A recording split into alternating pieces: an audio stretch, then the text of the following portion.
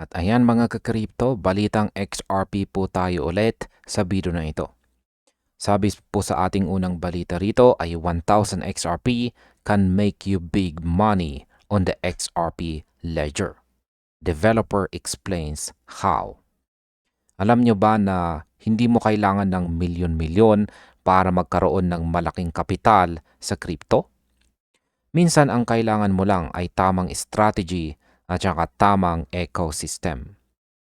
Ngayon, meron pong isang developer ang nagpaliwanag kung paano ang 1,000 XRP mo ay pwedeng maging susi sa buhay milyonaryo.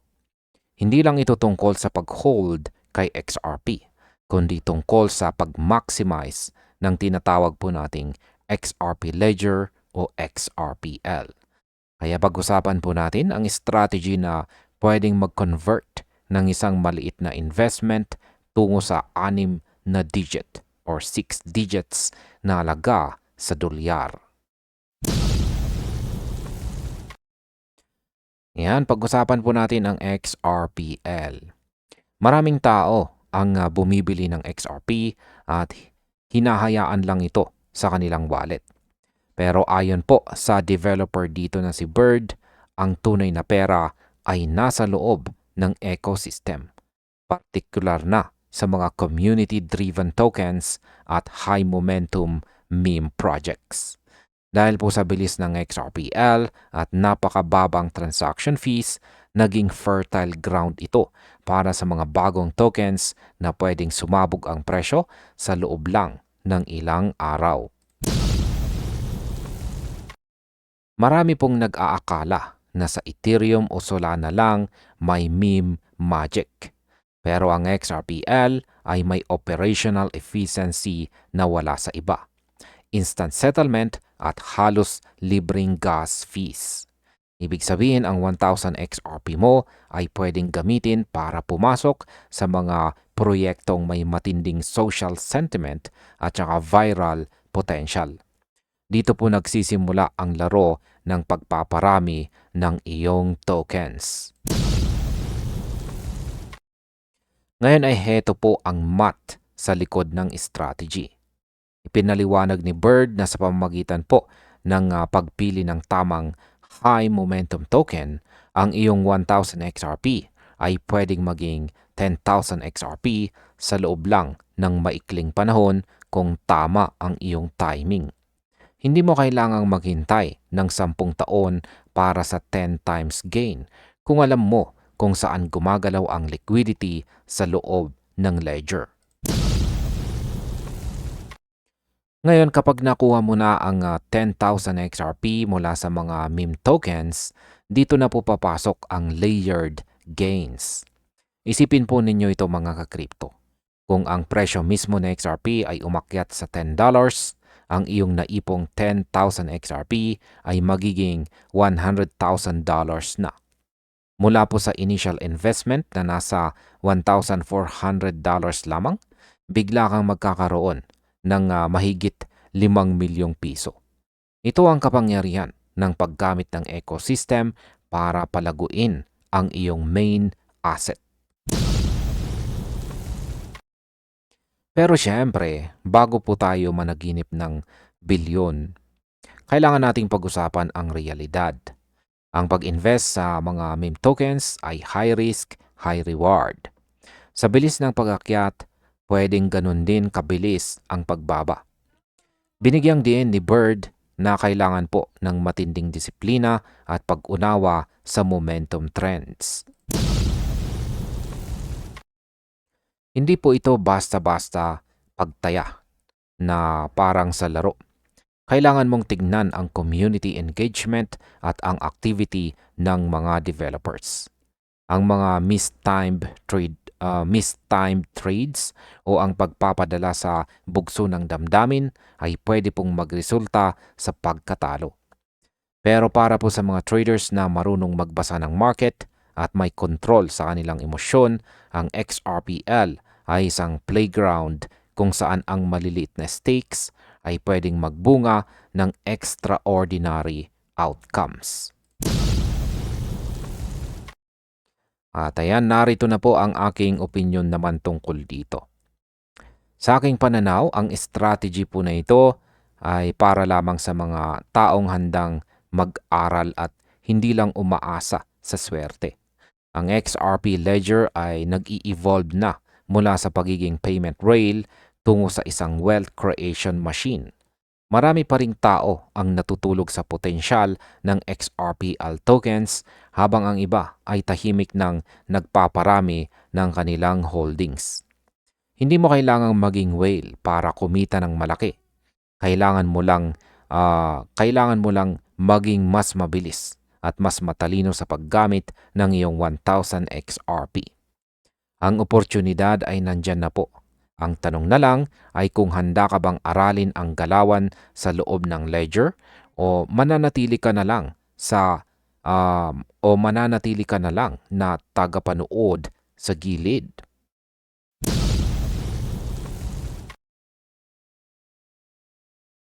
At ayan, ang sabi naman sa ating sunod na balita dito ay XRP Elliott Wave Reality Check. Analyst predicts $15 to $31 price target. Yan, sa crypto, madaling madala sa hype. Pero ang tunay na yaman ay nasa disiplinadong analysis. Ngayon, nahaharap po sa XRP sa isang reality check. Habang ang marami ay nagtatanong kung bakit bumabagal ang galaw, ang mga eksperto sa Elliott Wave Theory ay nakakakita ng isang napakalaking oportunidad. Isang sikat na analyst ang naglabas po ng roadmap na nagtuturo sa presyong 15 hanggang 31 dolyares o 15 to 31 dollars. Kaya pag-uusapan po natin kung nasaan na ba talaga tayo sa cycle na ito at kung bakit hindi dapat magmadali sa pag-enter o pagpasok sa market. Yan, pag-usapan po natin ang kasalukuyang sitwasyon. Ayon po kay Egra Crypto, ang nakikita nating rally mula 2023 hanggang 2025 ay isang textbook wave 1. Isang 800% expansion na sumunod sa macro ascending channel. Ngayon nasa loob po tayo ng wave 2. Ang correction na ito ay normal at pasok pa sa standard retracement boundaries na 50 hanggang 61.8%. Maraming naiinip sa phase na ito dahil madalas itong gumalaw ng sideways o pabalik-balik. Pero ayon po sa data, ang consolidation na ito ay isang tug of war sa pagitan ng mga bulls at bears. Hanggat nananatili sa XRP sa loob ng macro channel, valid pa rin ang ating bullish structure. Ang Wave 2 ay ang panahon kung saan sinusubukan ang pasensya ng bawat holder bago ang susunod na malaking hakbang. Ngayon ay dito na po tayo sa bahaging inaabangan ng lahat. Yan po ay ang Wave 3. Sa Elliott Wave Sequence, ang Wave 3 ang itinuturing na pinakamalakas at pinakaagresibong range. Pero mayroong kondisyon. Ayon kay Egrag, papasok lang sa XRP sa Wave 3 kapag nabawi nito ang high ng Wave 1 na nasa humigit kumulang na 3 dolyares at 40 sentimo or $3.40. Kasama po ang isang weekly close. At ayan, kapag nangyari po ang structural confirmation na ito, ang Fibonacci extensions ay nagtuturo sa target range na 15 hanggang 31 dolyares o 15 to 31 dollars. Ang projection na ito ay base po sa log scale chart mula 2015 hanggang 2031 na nagpapatunay na si XRP ay may malakas na pagsunod sa mga macro channels sa mahabang panahon. Ngayon ay hindi po sapat ang basta paniniwala lamang. Kailangan natin ng momentum expansion. Sa ngayon, ang mga momentum indicators ay nagpapakita ng balancing galaw na tipikal sa isang wave 2 corrections. Ang dapat po nating bantayan ay ang pag-reclaim ng dating highs at ang paglaki ng trading volume. Ang pagpasok ng masyadong maaga ng walang confirmation ay may dalang risk na mapagkamalang impulsive wave ang isang panandaliang rally lamang. Sa crypto, ang timing ay higit na mahalaga kaysa sa emosyon. Ang matatalinong traders ay naghihintay sa structural validation bago po maglagay ng malaking kapital. Ang Wave 3 ay hindi tungkol sa speculative hope, kundi tungkol sa precision ng chart patterns at saka market behavior. At ayan, narito na po ang aking opinion naman tungkol dito. Sa aking pananaw, ang kasalukuyan pong galaw ni XRP ay isang malinaw na paalala ng market ay hindi po palaging umaakyat sa isang tuwid na linya. Ang Wave 2 correction na nararanasan natin ngayon ay ang pundasyon para sa susunod na parabolic move. Maraming maiiwan kapag nagsimula na ang Wave 3 dahil sa takot o sa kawalan ng pasensya habang nasa consolidation phase. Ang target po na $15 to $31, yan ay mukhang napakalayo ngayon. Pero kung titignan po natin ang historical performance ng XRP sa bawat Wave 3, makikita nating kaya nitong lumampas sa inaasahan ng karamihan. Ang disiplina po sa paghihintay ng $3.40 confirmation ang siyang maghihiwalay sa mga tunay na investors mula sa mga panandaliang speculators. Ang mahalaga ay ang tamang pag-manage ng ating risk habang hinihintay po natin ang hudyat ng susunod na malaking cycle.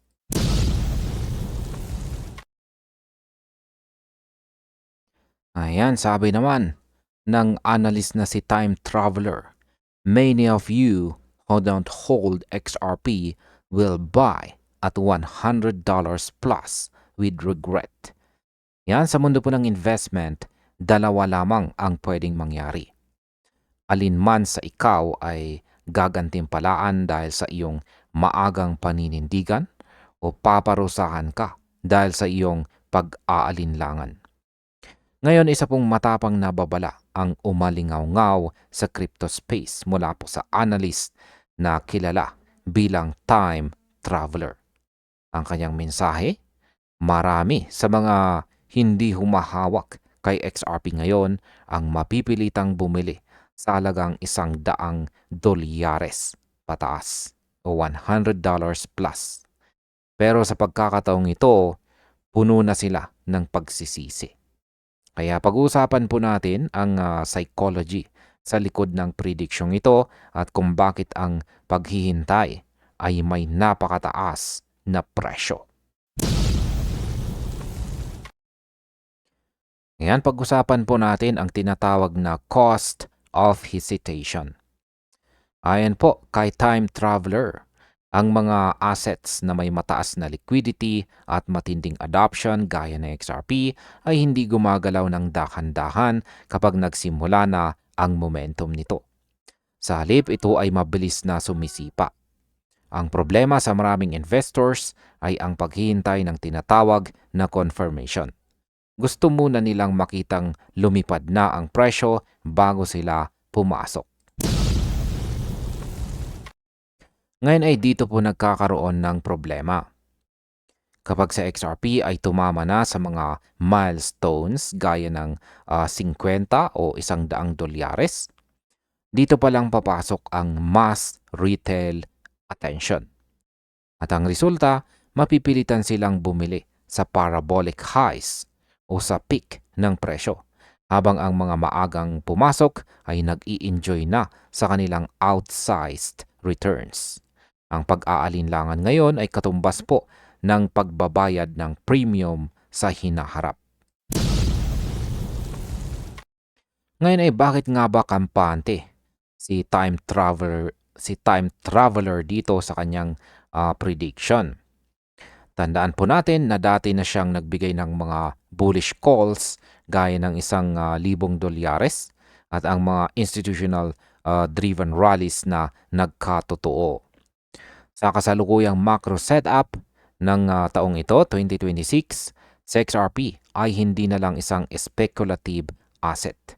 Ang integration po nito sa cross-border payments, enterprise adoption, at mga bagong retail applications ang siyang tunay na driver ng demand. Ang mga long-term trend lines ay nagpapakita na tayo ay nasa accumulation-friendly phase pa rin. Ibig sabihin ang pinto ay nakabukas pa para sa mga gustong mag-position ng maaga. Kapag ang institutional adoption at ang expansion sa mga exchanges ay nag-align na sa technical momentum, ang window of opportunity na ito ay mabilis na magsasara at maiiwan ang mga nag-aabang lamang sa gilid. Para po sa mga seryosong investors, ang intersection ng psychology at market structure ang dapat po nating bantayan. Ang pagpasok ng maaga ay nagbibigay po sa atin ng proteksyon laban sa volatility. Kapag ang presyo ay nagsimulang tumalon ng malaki, ang mga late entrants ang unang tinatamaan ng shakeout dahil po sa takot. Sila po yung mga bibili sa itaas at sa kaunting pag-correct ng market, sila rin ang unang magbebenta ng palugi. Si time traveler ay malinaw sa kanyang signal. Ang maagang aksyon at paninindigan ang nagbibigay ng long-term advantage. Habang ang mainstream adoption ay hindi pa tuluyang sumasabog, narito ang pagkakataon na makakuha ng pwesto bago pa maging mainstream ang presyong $100 o $100.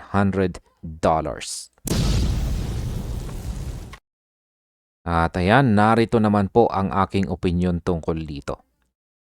Ang kasaysayan ng crypto ay paulit-ulit lamang. Ang mga taong nagtatanong kung huli na ba ang lahat sa presyong $1 ay sila ring magtatanong niyan sa presyong 10 o 10 at lalong-lalo na sa presyong $100. Si time traveler ay nagbibigay lamang ng salamin sa ating sariling takot. Sa tingin ko ang tunay na panganib ay hindi ang pagbaba ng presyo, kundi ang maiwan ng trend dahil po sa sobrang pag-iingat. Sa XRP ay may malinaw na utility at lumalaking ecosystem. Kung naniniwala ka sa technology at sa direksyon ng digital finance ngayong taong 2026, ang $100 ay isa lamang numerong dadaanan. Ang pagsisisi ay hindi nararamdaman habang naghihintay, kundi kapag nakikita mo nang ang iba ay umaani na ng bunga ng kanilang tapang.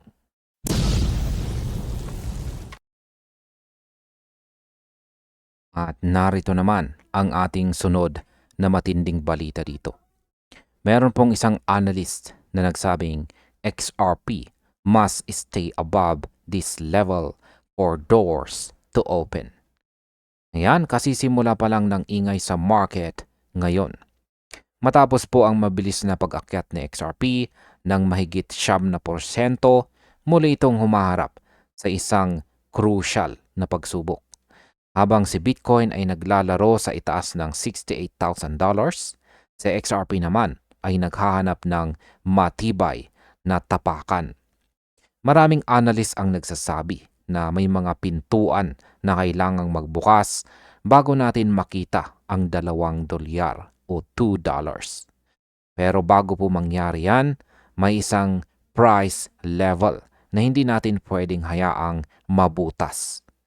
Kaya pag-uusapan po natin ang mga technical levels na magdidetermina kung tayo ba ay lilipad o muling babalik sa ibaba.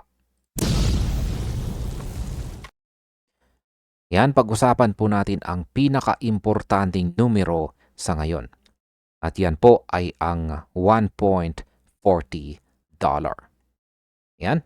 Ayon po sa latest data, hanggat nananatili sa XRP sa itaas ng level na ito, bukas pa rin ang tsansa para sa short-term targets na $1.49 hanggang $1.52. Nakita po natin ang resilience ng asset noong nasa $1.34 pa lang ito, kung saan maraming analyst ang tumukoy sa buy zone na nagtrap sa mga selling pressure. Ngayon ang nakakatawa po sa market, marami ang nag-aabang na bumagsak ito. Pero ang $1.40 support ay tila pader na mahirap gibain sa ngayon. Kung sakali mang mabigo sa XRP na hawakan ang price level na ito, asahan po natin ang pag-adjust ng presyo pabalik sa $1.35. Ito ang dahilan kung bakit ang mga traders ay nananatiling maingat. Ang $1.40 ang nagsisilbing pundasyon ng kasalukuyang bullish momentum.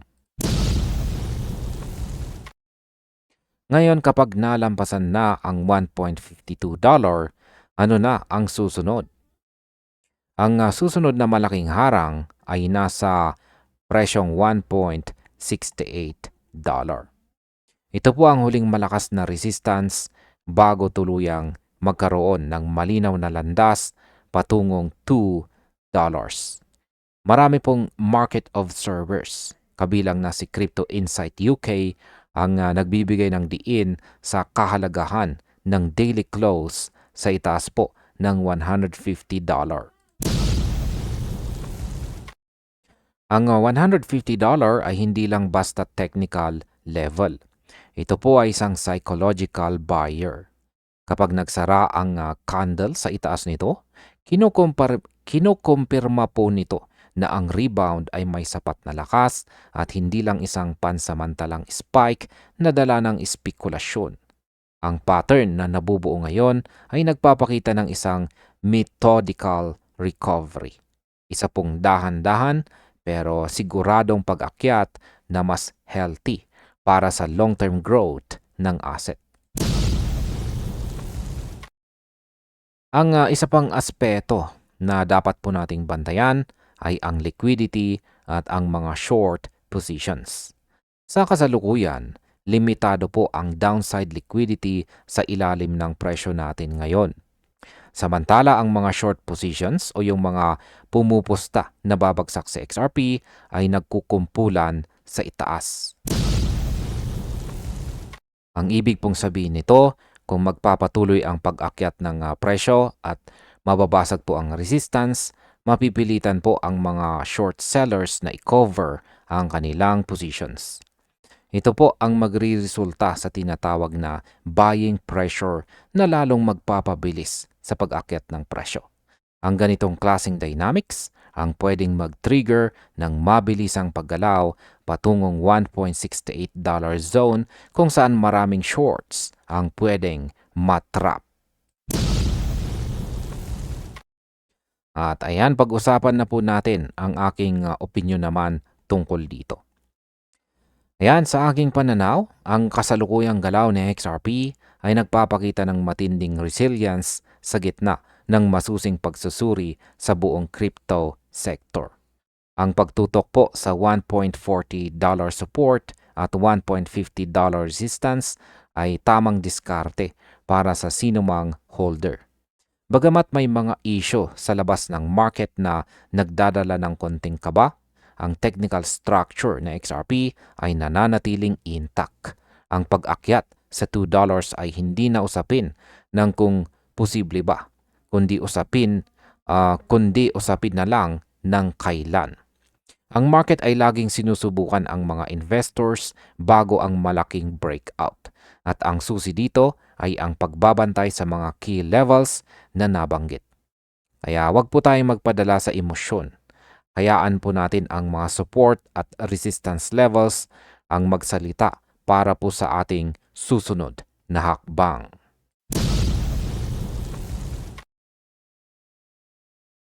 At ayan, narito na po ang ating panghuling balita dito. Sabi rito ay finance coach to XRP holders. This decision changed my family's life. Yan. Sa mundo po ng finance, ang pinakamahirap gawin ay manatiling kalmado kapag ang lahat sa paligid mo ay nagpapanik na. Ngayon, isang kilalang finance coach at market commentator na si Coach JV ang naglabas ng isang matapang na pahayag. Ayon sa kanya, ang desisyon niyang manatili kay XRP noong panahon ng kaguluhan noong taong 2020 ang nagpabago sa buhay ng kanyang pamilya. At ngayon tila ginagamit niya ang parehong estratehiya sa isang bagong project. At yan po ay ang World Liberty Financial o WLFI. Ano nga ba ang aral na mapupulot natin sa kanyang karanasan? Yan, balikan muna natin ang kasaysayan. Noong huling bahagi ng taong 2020, sinalanta si XRP ng demanda mula sa SEC. Maraming holders ang sumuko, natakot at nagbenta sa lugi. Pero po si Coach JV ay nanatiling steadfast. Inilarawan po niya ang panahong iyon bilang isang defining financial moment para sa kanyang pamilya. Marami ang tumatawa sa mga holders noon. Tinatawag silang delusional. Pero para kay Coach JV, ang transparency at paninindigan sa gitna ng uncertainty ang siyang naging susi. Inamin niya na speculative si XRP noon, pero ang kanyang research ang nagbigay sa kanya ng lakas ng loob na huwag bumitaw. Ngayon, ibinahagi po niya ito hindi bilang financial advice, kundi para makita ng lahat ang kanyang mga panalo at pagkatalo sa sidelines. Ngayon pong taong 2026, ang focus ni Coach JV ay nasa WLFI, isang project na kasalukuyang nasa gitna ng matinding political at saka institutional na analysis o pagsusuri.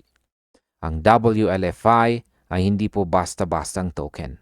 Usap-usapan po ito sa Kongreso dahil sa koneksyon nito sa pamilya Trump at sa napaulat na 60% stake nila rito. Bukod po sa domestic pressure, nakakuha rin ito ng $500 million na investment mula sa mga UAE-backed entities.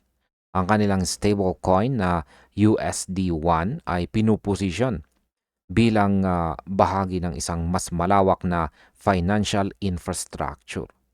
Sa kabila ng mga kritisismo tungkol po sa decentralization at governance, nakikita ni Coach JV ang WLFI bilang isang pagkakataon na katulad ni XRP noong taong 2020. Isang project na puno ng kontrobersiya pero may malaking potensyal. Para po sa mga investors, ang regulatory pressure ay red flag. Pero sa community ng digital assets, madalas itong tingnan bilang validation ng isang project ay may sapat na significance para pansinin ng gobyerno. Ang WLFI ay naharap sa mga tanong tungkol po sa blacklisting ng mga addresses at ang konsentrasyon ng voting power sa iilang wallets. Bagamat may mga batikos, ang mindset ni Coach JV ay nananatiling disiplinado. Hindi po siya gumagawa ng desisyon base sa emosyon o sa mga noise na nababasa sa social media. Para sa kanya, ang bawat atake ng mga regulators ay bahagi ng laro na dapat intindihin at pag-aralan ng mabuti bago gumawa ng hakbang. At ayan, narito na po ang aking opinyon naman tungkol dito. Ang tunay na sikreto sa pagbuo ng yaman sa crypto ay hindi ang paghahanap ng susunod na meme coin, kundi ang pagkakataon ng conviction, disiplina at pasensya. Kaya sa aking pananaw, ang kwento po ni Coach JV ay isang paalala ng market ay palaging magbibigay ng ingay para ilayo ka sa iyong estratehiya. Kung naging matagumpay po ang kanyang diamond hunts kay XRP, ito ay dahil sa kanyang research at hindi po dahil sa swerte. Ang WLFI ay maaaring maging matagumpay o hindi, pero ang disiplinang ipinakita po niya ay ang tunay na puhunan na kailangan ng bawat investor. Ang yaman ay hindi po galing sa paghula, kundi sa paghihintay matapos mong gawin ang iyong homework. Conviction comes from research. Discipline comes from experience. Wealth comes from patience. At ayan mga ka-crypto, hanggang dito na lamang po tayo sa video na ito. Marami pong salamat sa panunood.